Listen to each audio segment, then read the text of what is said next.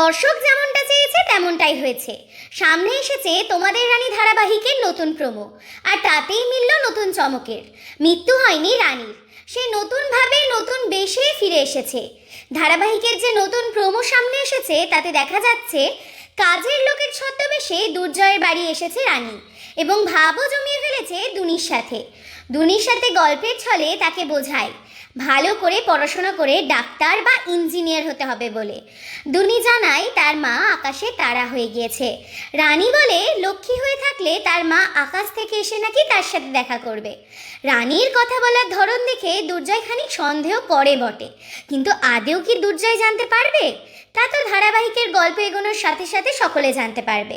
তবে প্রোমোতে আরও দেখানো হয়েছে দুর্জয় সেই কাজের লোকটিকে কিছুটা সন্দেহ করেই পরের দিন তার স্বামীকে নিয়ে আসতে বলে, যাতে তার সমস্ত পরিচয় যাচাই করে নিতে পারে। রানী কিন্তু আসল অপরাধীকে শাস্তি দেওয়ার জন্য বদ্ধপরিকর, আর সেই কারণেই তার এই ছদ্মবেশ ধারণ। কাজের লোকের বেশি কি তাহলে আনিশার পর্দাফাঁস করবে রানী? আবারও কি এক হবে রানী আর দুর্জয়? এমন তো নানা প্রশ্ন ঘুরপাক খাচ্ছে, সবটা জানা যাবে।